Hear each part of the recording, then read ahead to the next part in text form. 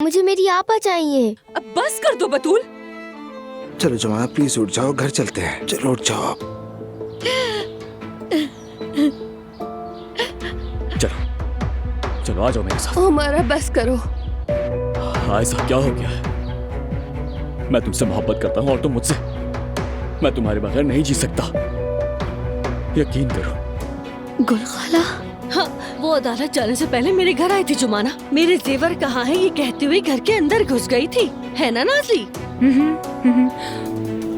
मैं कोई खेल नहीं खेल रही हूँ।